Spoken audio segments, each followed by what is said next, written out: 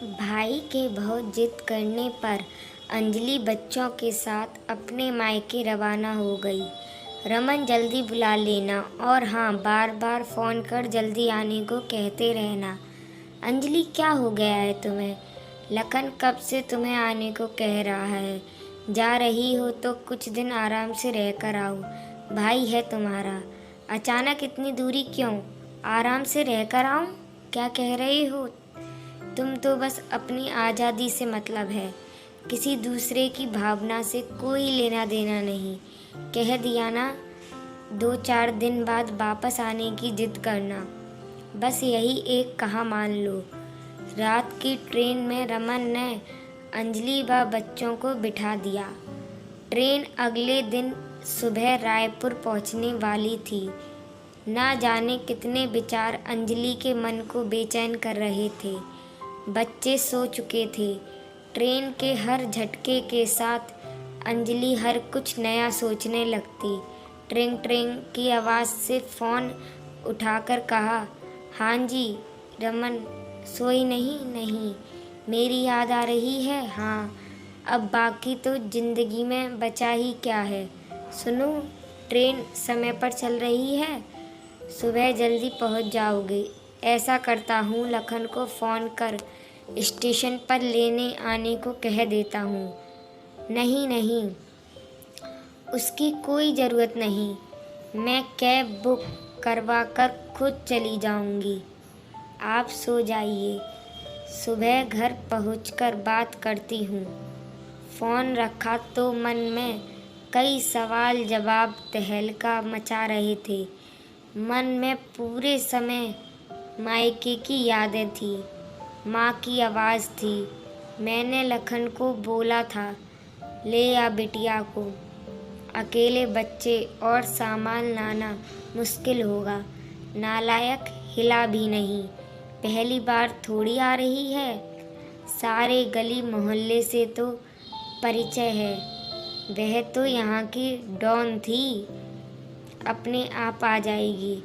बातें याद कर एक मुस्कुराहट अंजलि की चेहरे पर दौड़ आई। लखन की शादी के बाद सब कुछ कितना बदल गया था। माँ जब लाने को कहती तो कहता, माँ वह आ जाएगी ना, सालों से तो आ रही है। फिर कौन सा बैठने से पहले मुझे फ़ोन करके आने को बोली थी। अरे नालायक, क्या कह रहा है? बहन है तेरी, कितनी खुशी होगी उसे अगर तू लेने गया तो। माँ, मेरी भी जिम्मेदारी है, यहाँ लेने जाना छोड़ना, इन सब के लिए मेरे पास समय नहीं होता। जब एक शहर से दूसरे शहर आ सकती है तो स्टेशन से घर आने में क्या परेशानी है? मना कर रहा है अंजलि। कितनी बार बोला, पर लेने आने को तैयार नहीं। अंजलि रुआसी होकर बोली, कोई बात नहीं माँ, मत कहा करो, अब वह भी बच्चा नहीं है, उसकी भी शादी हो गई है। मेरे जीते जी तो ऐसा मत करो। मेरे जाने के बाद जैसा रिश्ता निभाना हो निभाते रहना। छोड़ो ना माँ, क्यों बात का बतंगड़ बनाना। मैं आ जाऊंगी अपने आप, मत कहा करो उससे। जाने कितनी बातें उसने मन में दौड़ने लगी। जबरन आंखें बंद कर नींद से मुलाकात करने की कोशिश आखिर सफल हुई। सुबह अचानक घबराकर उठी तो देखा सही समय पर नींद खुली है। गाड़ी स्टेशन पर दौड़ रही है। बाहर झांककर देखा तो रायपुर लिखा था। बच्चों उठो, बेटा चलो, हमें उतरना है, जल्दी करो, नीचे उतरकर कैब बुक करवा लेंगे। अलसाई आँखों से बच्चे अपना अपना सामान लेकर खड़े हो गए।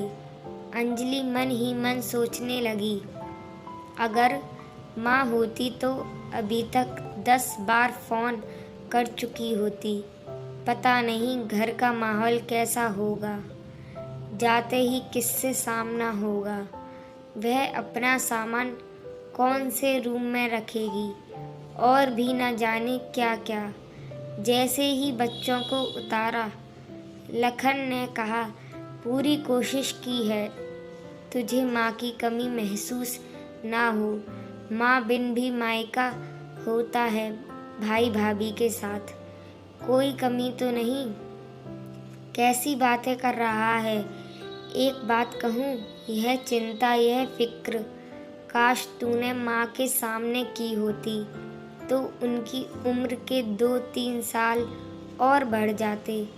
आज उनके जाने के बाद वही सब करना जो वह जीते जी चाहती थी।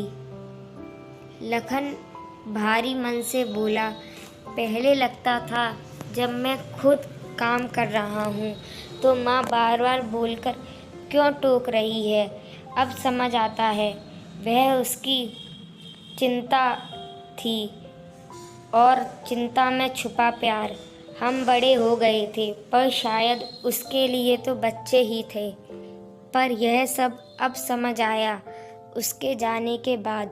लेकिन तू है ना बिल्कुल माँ जैसी। अंजलि को लखन की बातों में अपनापन दिख रहा था।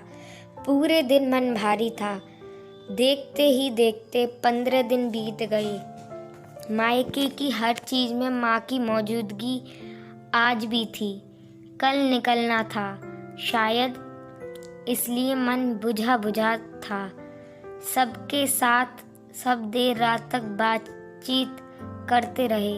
अचानक भाभी को कुछ याद आया। अरे दीदी, माँ के कमरे में उनका एक बक्सा रखा है। वह शायद उनका सबसे अजीज बक्सा था। यह उसकी चाबी है, आप उसे खोलें। ऐसा क्यों?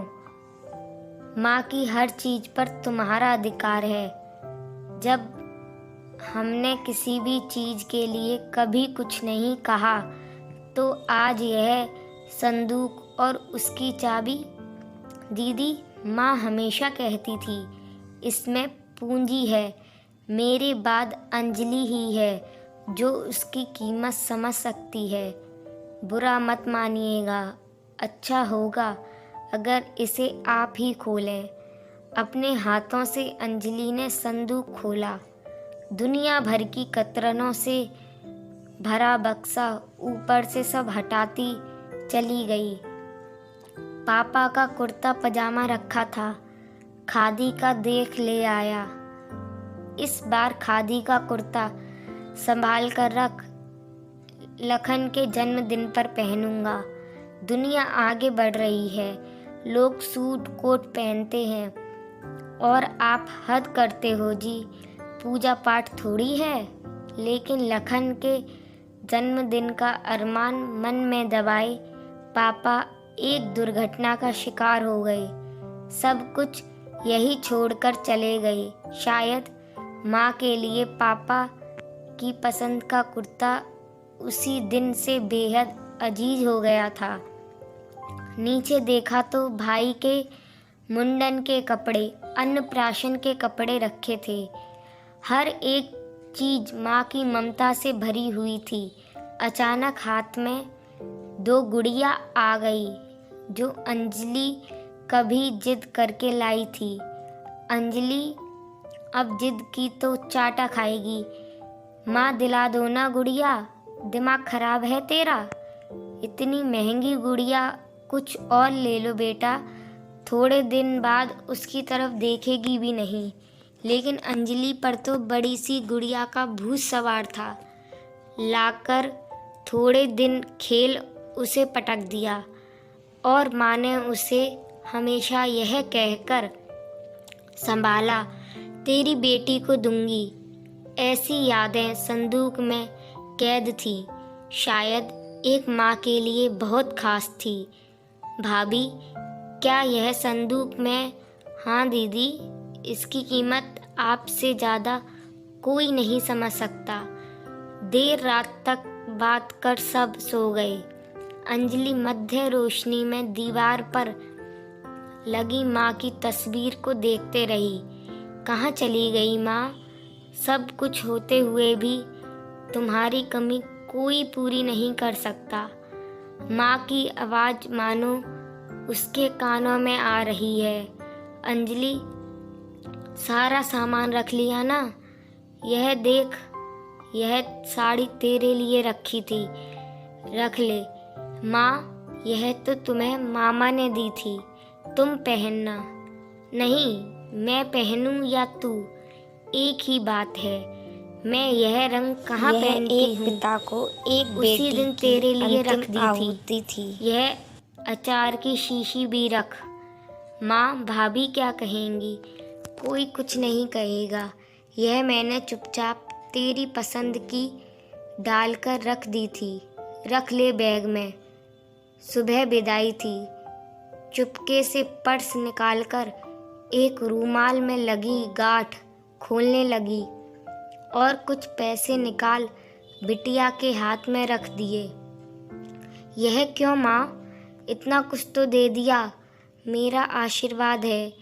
बेटा, अभी पापा होते तो बिना कहे कितना कुछ करते। चल जल्दी कर, कुछ खाए बिना घर से नहीं निकलने दूंगी। ससुराल में कुछ ऊंच नीच हो तो बात वहीं दबा देना, खुश रहना। और इतना कहकर माँ ने प्यार भरी झप्पी दे दी। अंजलि, अंजलि, सोती रहेगी क्या? ट्रेन का टाइम हो गया। हाँ माँ, कहकर जैसे ही आँख खोली, भाभी सामने खड़ी थी। मन में आया कह दूं, क्यों उठाया? भाभी माँ के सानिध्य में थी। फटाफट उठ तैयार हुई। भाभी ने नाश्ता करवा विदा किया। भाई भी पीछे खड़ा था। दीदी, आती रहना, जल्दी जल्दी आना। सीने से लगा दोनों के आंसू झलक पड़े। कभी पराया मत समझना। तेरे मायके में तेरा सम्मान हमेशा इसी तरह होगा। यह भाई का वादा है। अंजलि मुस्कुराकर माँ की फोटो को प्रणाम कर जाने लगी। जा रही हूँ माँ, आज तेरे बगैर मायका क्या होता है यह जान लिया। तुम सिर्फ आँखों से दूर हुई हो, तुम्हारी मौजूदगी तो मायका शब्द में ही है। घर पहुँच गुमसुम बैठी थी। क्या मैडम 2-4 दिन में आने वाली थी? रमन ने पूछा। भाई के मुंह में बंद कर रह गई। खूब आव भगत कर दी भाई ने। सारे गिले शिकवे पर लगता है दूर हो गए हैं। तुम तो जाने से पहले घबरा रही थी। कैसा लगा माँ बिन मायका? आँखों में आंसू लिए भरे गले से बोली। माँ बिन मायका नहीं होता। उसकी मनुहार डांट प्यार सब अपने आप में अनूठा होता है। उसका गले लगना, उसकी बातों में अपना बचपन जी लेना, अपने बच्चों की पसंद नापसंद सब मायके में माँ पूरी करती है। बेशक लखन ने पूरी कोशिश की कि माँ की कमी ना खले, लेकिन वही बात यह एहसास कर गई कि कल तक कुछ भी बोल देने वाला, लड़ झगड़ अपना प्यार जताने वाला भाई आज जिम्मेदारियां में बंधकर मुझसे कितना दूर हो गया है। जिन बातों के लिए माँ उसे ताने देती थी, फिर भी वह पूरा नहीं करता था। आज उन्हीं सब बातों का ख्याल रख वह अपनी जिम्मेदारियां बखूबी निभा रहा था। माँ के जाने से मेरा भाई दूर हो गया। उसकी जगह एक जिम्मेदार पति, पिता और रिश्ता निभाने वाला भाई खड़ा था। आंसू पोंछकर बोली, माँ बिन मायके की कल्पना करने से भी रूह कांपती है। लखन आते आते कह रहा था कि जल्दी आना, यही तो मायके की दूरी का आभास हुआ। पहले मन में जाने की उत्सुकता थी। माँ हर घड़ी कहती, लाडो कब आ रही है। सच है रमन, मायके में चाहे कितना भी आपका इंतजार हो रहा हो, माँ बिन मायका मायका नहीं होता।